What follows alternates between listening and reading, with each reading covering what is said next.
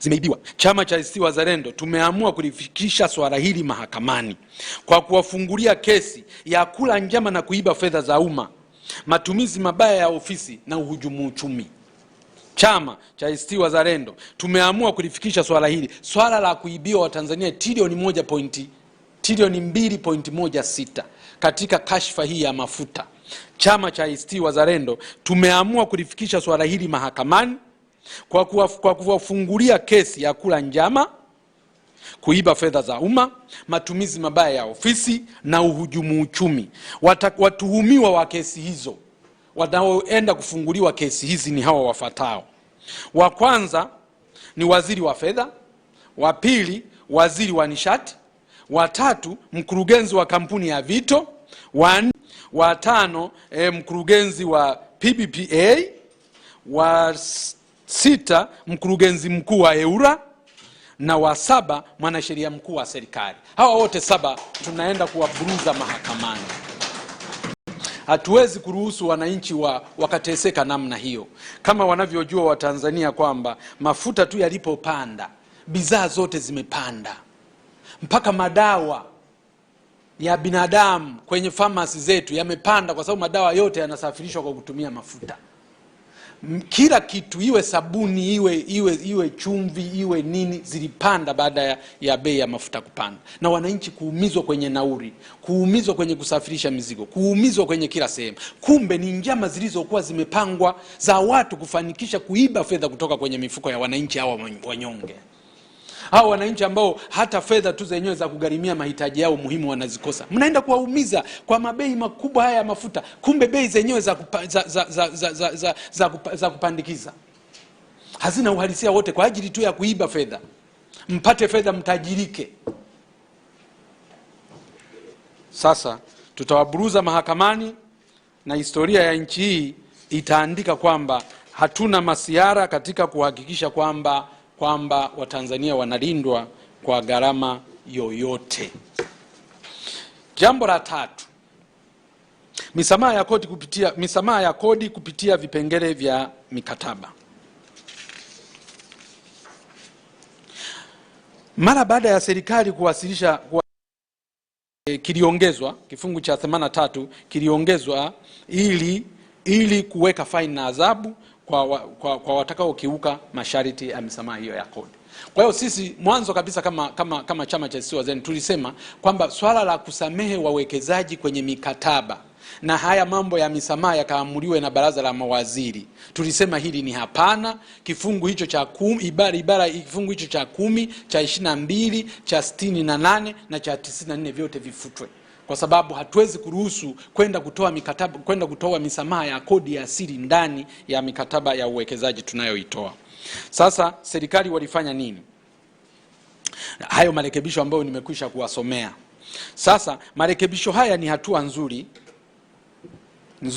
Chama cha ACT Wazalendo kinampongeza mbunge wake Mheshimiwa Ado Shaibu Ado, mbunge wa jimbo la Tunduru Kaskazini, na kamati ya bunge ya bajeti chini ya mwenyekiti wake Mheshimiwa Mashimba Mashauri Ndaki, mbunge wa jimbo la Maswa Magharibi, kwa kuiokoa nchi kuingia kwenye misamaha ya kodi ya maisha kwa wawekezaji wa madini na miradi ya ubia.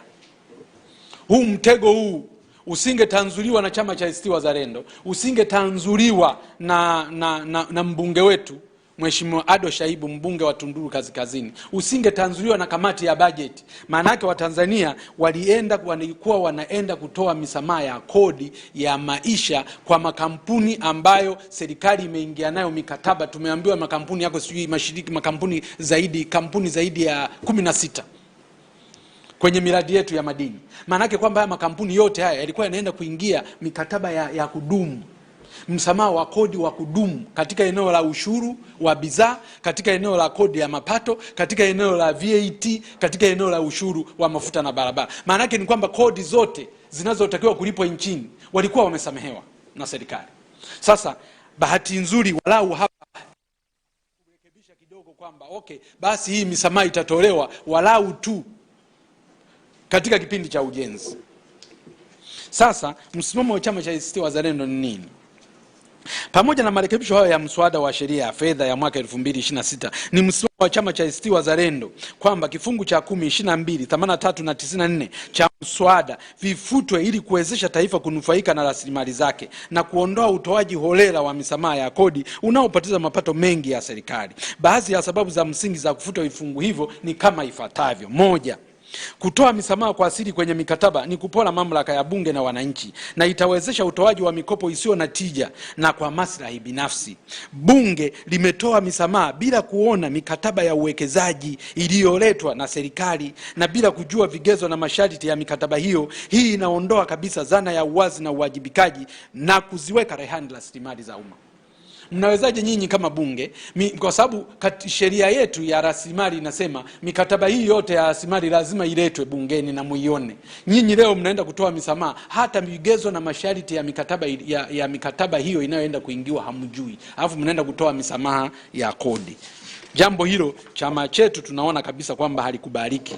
Baadhi ya mikataba ya uwekezaji ilishatolewa misamaha ya baadhi ya mikataba ya miradi ya wawekezaji inayoombewa misamaha ya kodi ilishasainiwa muda mrefu bila kuwepo vipengele vya msamaha ya kodi. Leo vipengele vya msamaha vinatokea wapi?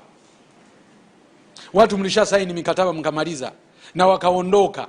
Wanachotakiwa ni kuanza kutekeleza mradi. Leo tena wanasema kwamba wanaingia bungeni kwamba wasamehewe kodi.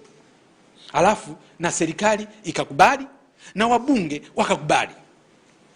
Namba 2, misamaha inayotolewa kupitia mikataba ni vigumu kudhibiti udanganyifu na hivyo kuathiri mfumo mzima wa ulipaji wa kodi nchini na kupoteza mapato mengi ya serikali. Bunge halikuwa na kielelezo cha uwezo wa serikali kudhibiti udanganyifu wa rushwa katika usimamizi na utoaji wa misamaha ya kodi.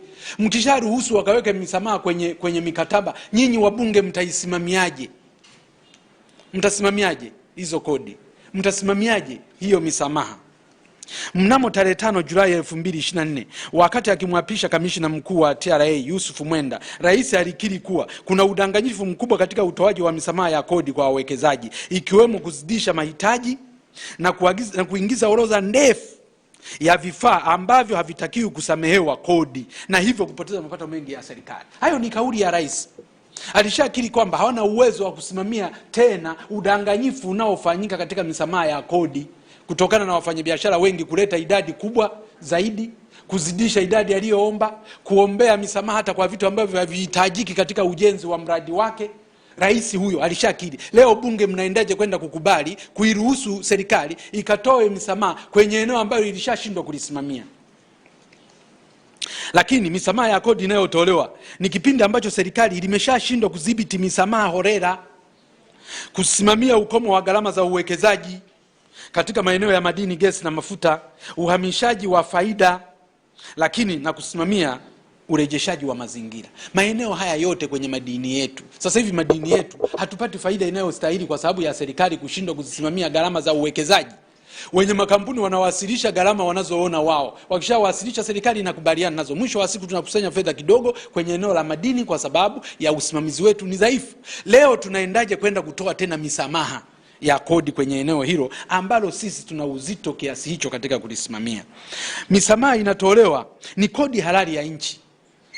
Watu wengine unaposema kwamba kodi imesamehewa, wanadhani kwamba labda ni fedha ndogo tu zilizosamehewa. Ni matrilioni ya fedha. Kodi iliyosamehewa ni fedha nyingi. Bunge limeridhia vifungu hivyo bila kufanya tathmini ni kiasi cha fedha kiasi gani kinachosamehewa katika kipindi cha ujenzi wa miradi. Haya, nyinyi mnasema tu kwamba haya bana, sisi tumsamehe kipindi cha ujenzi wa miradi. Hiyo miradi yote 16 mmefanya tathmini mkaona ni fedha kiasi gani taifa litapoteza kwa kutoa hiyo misamaha?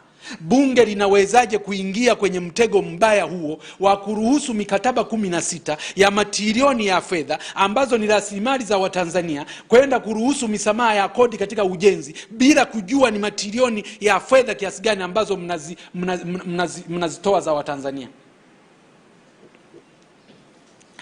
Hauwezi ukawa taifa linaenda kusamehe misamaha ya kodi mingi kiasi hicho, ya mabilioni ya fedha kiasi hicho.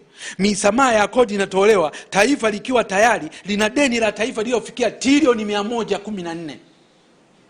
Trilioni 114. Deni letu la taifa limefikia trilioni 114. Halafu kodi zako unaenda kusamehe kodi, usikusanye kodi. Halafu huku unadaiwa trilioni 114. Mtalipa na nini? Taifa litalipa nini? Litatoa wapi mapato ya kulipa kodi hizi, ya kulipa madeni haya, ya kulipa deni hili la taifa, kama tuna huu mtindo wa kuendelea kusamehe kodi kama ambavyo mchezo unaofanyika hivi sasa hivi. Sasa hivi kwa mwaka imefikia almost trilioni 15. Ni trilioni 14.7 ambao ni kama trilioni 15. Tunalipa deni la taifa. Riba tunayodaiwa karibia sawa na mtaji. Yaani ukubwa wa riba ni sawa na mtaji. Unawezaje kuruhusu taifa likawa na mchezo wa namna hiyo? Unatoa misamaha ya kodi ya holela namna hiyo, huku na mzigo mkubwa hivi kwenye taifa. Mnataka taifa hili lipigwe mnada.